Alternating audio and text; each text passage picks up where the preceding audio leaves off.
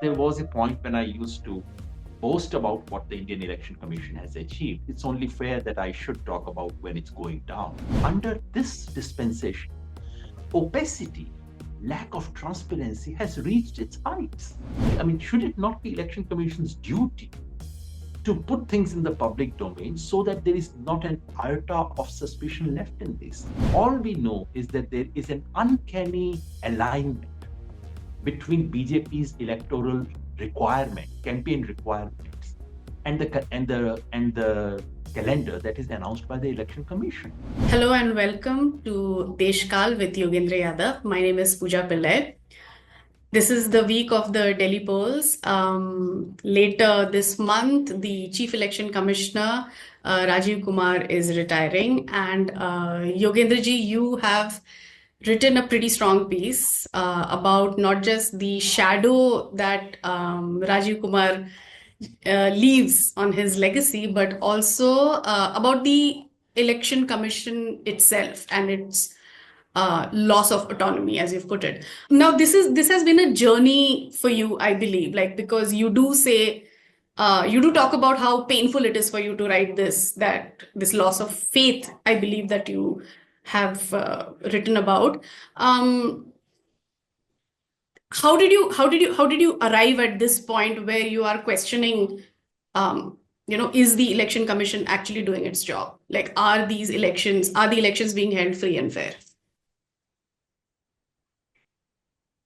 Thanks, Pooja. You're right. It's a very strong piece. And as I say, I write with a lot of anguish. See, I've known and seen the Election Commission for quite some time, right from early 90s. Before the 90s, I've only read about it. But from 90s onwards, I've actually seen and interacted with the Election Commission. I've seen session days when you could not get into the Election Commission. There was a kind of airport security and everything. I remember Mr. M.S. Gill's days and then the days of Mr. J.M. Lingo. And I've had the occasion to interact with many election commissioners over the years. There was a time when I would travel all over the world. I used to work on elections. I was an academic, and I would, with some sense of national pride, I must say, I used to go around saying, "Well, India has achieved something through its elections, and the election process has a kind of robustness and fairness that everyone can learn from." And I do recall there was a time when Britain did not have an election commission of its own. So an official from the to be set up commission came and spoke to me about how Britain could learn from the experience of Indian Election Commission. And I used to go around saying, much of the trouble in the US is because you don't have an election commission.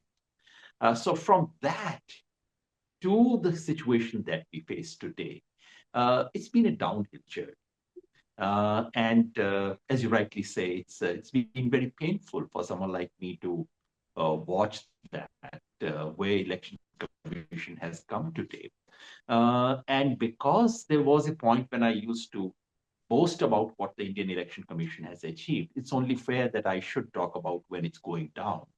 In year 2001, the Election Commission of India held its 50-year celebrations, and they invited me to deliver a keynote address to all the election commissioners from all over the world that they had invited. And from there to come to this stage is very painful. And I thought, because this Delhi election is the last election under Mr. Rajiv Kumar, the current Chief Election Commissioner, who is to retire, this is the moment to write. It's also the moment to write because the Supreme Court of India is hearing a very important case where many activists have gone and said, please intervene in the manner in which Chief Election Commissioner's appointment is being done, in which all the election commissioners are being appointed. Because the Supreme Court had earlier given a ruling saying that the original system is defunct. The government cannot appoint election commissioners. The Supreme Court said, all right, till you make a procedure, we are telling you how it should be done. It should be a committee of the Prime Minister, Leader of Opposition, and the CJI, Chief Justice of India, who would do it in the meanwhile. Right. What does the government do? The government comes up with a law and says, all right, so you said we have to devise a procedure. We've devised a procedure. And that is the prime minister, the home minister, and the leader of opposition. Mm-hmm. What option does it leave? Basically, the government has negated the proposal that the Supreme Court had made. And because the hearing is coming up, yesterday it came up in the Supreme Court. Prashant Bhushan asked for a stay. The Supreme Court did not give a stay, but said we'll hear it quickly on the 12th of February. So the case is coming up. And hence I thought it's very important and urgent that we should talk about why we need a more fair election commission than the one that we have today. Sir, this conversation about what is really happening with the electoral process in this country. Now, there have been larger conspiracy theories about the EVM, which you have dismissed. In fact, you have dismissed in our pages also. There have been questions about the turnout, the turnout numbers, the voter list now. What is a larger distortion over here, in your view? Just to be clear about the EVM situation, all I have said is that, look, while every electronic gadget in this world can be manipulated, while the ruling dispensation can do anything, and unfortunately, while the Election Commission does not seem to have the spine to resist it, but all these three assumptions are not sufficient to conclude that EVM has been used to manipulate election. Mm-hmm. We need independent evidence for that, which we don't have. We don't even have robust circumstantial evidence so far. A lot of that is happening. So that's why I resist from reaching the conclusion that many other of my friends have reached, that it is through EVM that it is being done. I don't know. I remain agnostic and I wait for some evidence. But this is a shift in your On the position, right? voter If I might turnout, just interrupt you, this is a slight, you have nuanced your position a little here, I believe, because you have in fact said that you have called them conspiracy theories. So you have moved a little, no, I Pooja, this believe. has been my position for quite some time. In fact, I wrote 5 years ago. This I must have written 4 or 5 times. And every time I said that, look, every time someone comes to me, gives me long technical knowledge on how EVMs can be manipulated, it amounts to saying it can be manipulated, which is true. There's absolutely no doubt about it. But someone needs to give more than that, which is to say some circumstantial evidence that they have been manipulated, some circumstantial evidence to suggest that the pattern of voting that we see through EVM couldn't possibly have taken place. We don't have that evidence so far. So that's why while I believe, and I've said about after Haryana election, after Maharashtra election, that there's something fishy about these outcomes.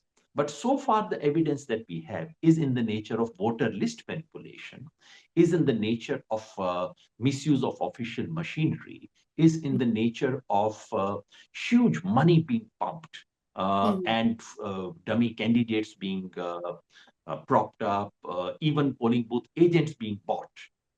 We don't yet have robust evidence that goes beyond that. So in that sense, I remain agnostic on this question. That's my position. Right. And as to the larger distortion, I mean, because really you are in fact talking about something that, like you just said, something fishy. And when you wrote about the Maharashtra election, in fact, I remember you said there is an X factor. What is the X factor here? You were trying to figure that out. Now, when we are talking about all of this, especially considering, you yourself have brought it up, how election results have been taken in our neighborhood, how election results, in fact, have been taken in the US, and the chain of events that has led to today, the presidency today. Do you not believe that there needs to be some caution? You've said again, we need independent evidence with regard to the EVM question, but again, all of these other suspicions that are being raised about the conduct of the election commission itself. And I'm bringing this up because that is at the core of our democracy, right? Like this faith in the electoral process. So, do we not need to exercise a little more caution when we talk about this? Not a little more, Pooja. We need to exercise extreme caution because we are talking about an institution which is at the core of our democratic process. And because one thing that distinguished India from other countries was not so much the robustness of our electorate. People have been very active all over. What distinguished India from many other countries around us was that when a ruling party lost election, it simply said, thank you very much, we stepped down, someone else comes in. So unlike Bangladesh, unlike Pakistan, unlike many other neighboring countries, the election outcome were not disputed by the loser. That's the important thing. And therefore, we should be very, very careful in pointing figures and in disputing that assumption. And my fear is that step by step we are coming closer to a situation where uh, we may look somewhat similar to what's happening in our neighborhood. Please remember that in the recent past we have had two occasions where the leading national opposition party has said at the end of the outcome, we don't believe these figures. Yeah. They have not boycotted, they have not yet gone to those extremes. But it's a deeply concerning situation in a country where either that party is being utterly irresponsible, or there's something that we need to worry about. So let me mention the specific things that I say about this particular, what has happened under the leadership of Rajiv Kumar, Chief Election Commissioner today. 4 or 5 things which, to my mind, are uh, no one can dispute. The first thing I mentioned, unfortunately, very few people know about it, is gerrymandering in Assam. When the country's delimitation took place 20 years ago, Assam was left out. And the delimitation commission said, the election commission can do it on its own. Election commission has done it recently. And to my mind, this is the first time gerrymandering has taken place in India. Gerrymandering is a US term, where basically what you do is that you create the boundaries in such a way as to suit one party. Now, that's exactly what has happened in Assam. The Muslim population has been carefully allocated in such ways that one or two constituencies are packed with Muslims, and other constituencies are now, the Muslim population has been substantially reduced. And it's not my reading. Hemant Biswa Sarma is on record saying that with this delimitation, now it will help the BJP. That's very, very sad. That's first thing that has happened. Second, it is under this dispensation that we have had the kind of cases where on some issues the election commission is extremely active. Look at what they said on Kejriwal's allegations on Yamuna, which I must put on record are utterly false allegations. These are utterly irresponsible things for any senior leader to say. And if the election commission acts, I wouldn't complain. But did the election commission act when batenge katenge was being said? Did the election commission act when the prime minister of this country was saying there are so many ghuspetias in this country? Did they act when uh, all and sundry BJP leaders go around saying all kinds of complete vitriolic against Muslims? So that's the second thing that I talk about. I also talk about the fact that under this dispensation, opacity, lack of transparency has reached its heights. Look at 2024 elections. And for the moment, I wouldn't believe the allegations. What is the allegation? The allegation in 24 Lok Sabha election and in the Maharashtra and other elections is that election commission declared turnout figures after 5 p.m., after 7 p.m., and suddenly there was a jump after that. So some hera-fairy, some hanky-panky, some spike has taken place. Let me say those allegations are wrong, all right. For the time being, let's not assume that these allegations are right. But does the Election Commission not owe us a response? Should the Election Commission not release these figures? And when activists say, please release Form 17C, which is simply a record of how many votes were polled in each booth. If people say, please release it, why is the Election Commission not willing to release these figures? This is not a confidential document, because after all, a copy of that is given to polling agents. Election Commission says, go and collect it from your polling agents. We'll not give it to you. Why? If you really, should it not be Election Commission's duty to put things in the public domain so that there is not an iota of suspicion left in this? So far from doing that, the Election Commission colludes with the government to come up with a change in rule so that people cannot demand this information. Look at something else.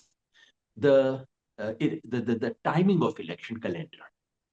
Here is an election commission that under Mr. Rajiv Kumar says to the One Nation, One Election Committee, this election commission goes and says, yeah, that's not a problem. We can hold simultaneous elections throughout the country. So the election commission is saying, we can hold elections in all the state assemblies of this country at the same time when the national elections are happening. And then having made this submission, within a few months, there is a situation where you have Jharkhand, Haryana, Jammu Kashmir, and Maharashtra. What does the Election Commission do? They split these four into two and say, these two will happen later, the other two will happen separately for operational reasons, because we cannot hold these four elections together. Does it make any sense? You tell me, why is it that a state like Odisha, and Odisha is no Bengal, why is it that we had a four-phase polling in Odisha? Many observers have pointed out that Odisha suddenly was given 4 phases of polling in the Lok Sabha because it suited BJP's electoral calculations. We do not know whether that is true or not. All we know is that there is an uncanny alignment between BJP's electoral campaign requirements, and the calendar that is announced by the Election Commission. All that has happened under this particular regime. Therefore, and then you as journalists, you would know, suddenly the language of Election Commission has changed. Election Commission is writing letters to opposition parties as if Election Commission is one more party. These are combative letters. Look at the way they're writing to Congress Party. Look at the way they're writing to Aam Aadmi Party. It's not an umpire who's writing. Aam Aadmi Party's allegations could be completely over the top, could be irresponsible. Political parties do act fairly irresponsibly during elections, as indeed is clear from the conduct of our own Prime Minister. But the Election Commission cannot afford to be that. That's a constitutional body. Election Commission writes combative letters. The tone is that of a political competitor and an opponent. Not just that, Election Commission threatens those who question EVM. What business do you have to threaten them? In democracy, if someone says EVMs are wrong, I would put evidence in the public domain to show that what they are saying is not true. Why would I threaten them?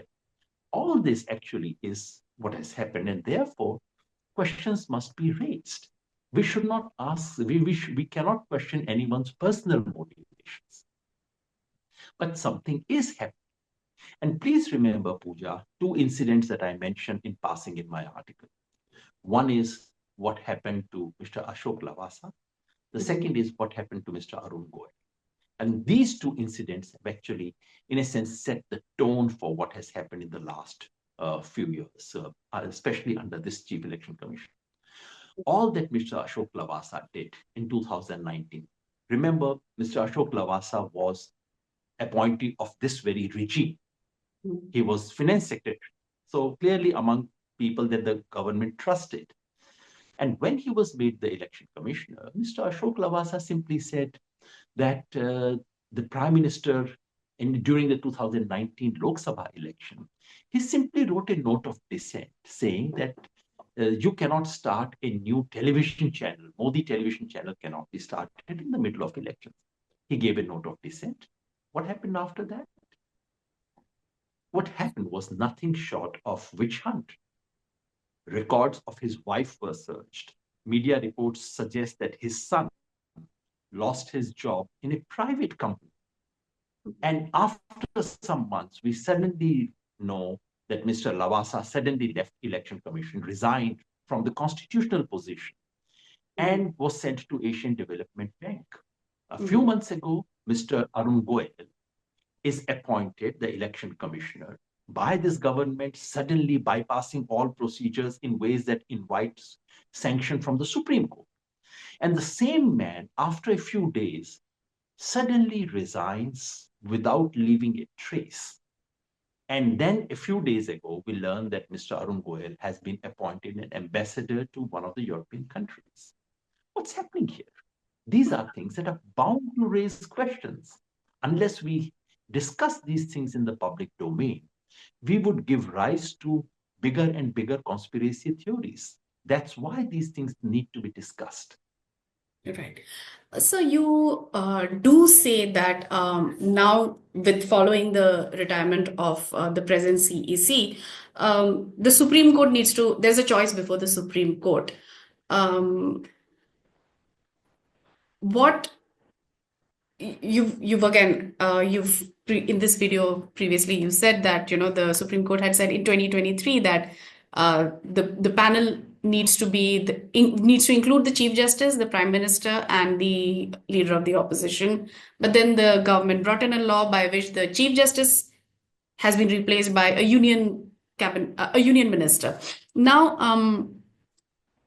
is there what makes you think that this might not happen again? Like there might not be another bypassing of whatever the Supreme Court says, you know? Do you think things will be different?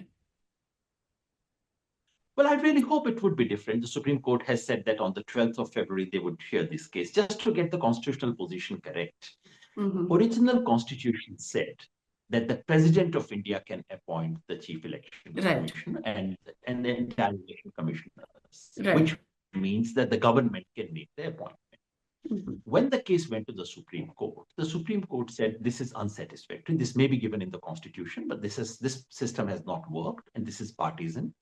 That the system has to be fair, inclusive, and non-partisan. Supreme Court said, instead of stipulating a procedure, Supreme Court simply said, we ask the government to come up with a fair and non-partisan procedure through which the CEC should be, the Election Commission should be appointed. And the court said, till the government comes out with some such procedure, we are making a provision. And the provision was that it should be CJI, Leader of Opposition, and Prime Minister. The Supreme Court did not say that it must be this is the process which must be followed.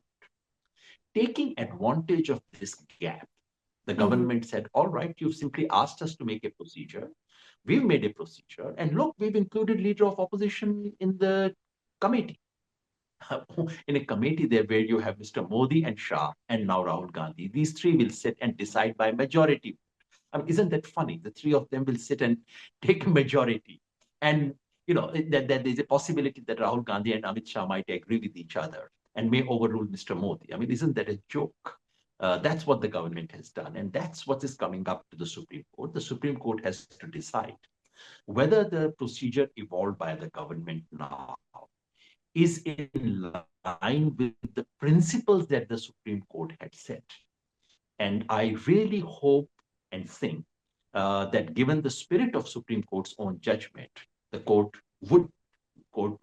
hoping the court might intervene and say, this is not the spirit of our order. What the law that you've passed violates the letter and spirit of our judgment. So we scrap this. My real fear is that it's 12th of February when the case comes up. Mr. Rajiv Kumar retires on the 19th. 19th is when he attains that age, so he retires in this month. And one possibility is that the government may take the decision between today and the 12th of February. And just in case you think, Pooja, that I'm being conspiratorial in all this thinking, allow me to say that this is exactly what the government had done during Mr. Arun Goel's appointment. The case was going on in the Supreme Court. It was a Thursday. Prashant Bhushan goes to the court and says, a new appointment is about to take place. Will you please give a stay on that? The court said, no, it's all right. It's Thursday. We'll hear you on Monday.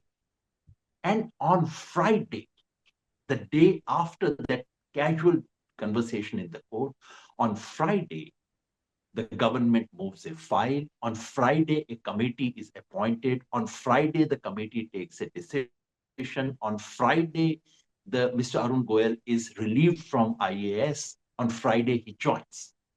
And these are not my allegations. All these facts have been recorded by the Supreme Court on its own ruling. They said, what's happening here? So I really hope and think that the same story will not be repeated, that on 12th of February, the Supreme Court will be able to take a decision. And as I say in the article, it's a somewhat blunt line, this country's democracy cannot afford one more Rajiv Kumar. And this is not about the person. This is about the kind of persons who are coming to occupy the highest positions. And the only reason why I say this is that, if you look at examples elsewhere, look at what's happened in Russia. Russian Central Election Commission has become a joke. And I say that we have not yet reached those levels. Some forms are still being maintained in our country. At least we have not reached that level where election commission is being used to disqualify political parties, as was done in Pakistan. Disqualify political parties, disqualify opposition candidates.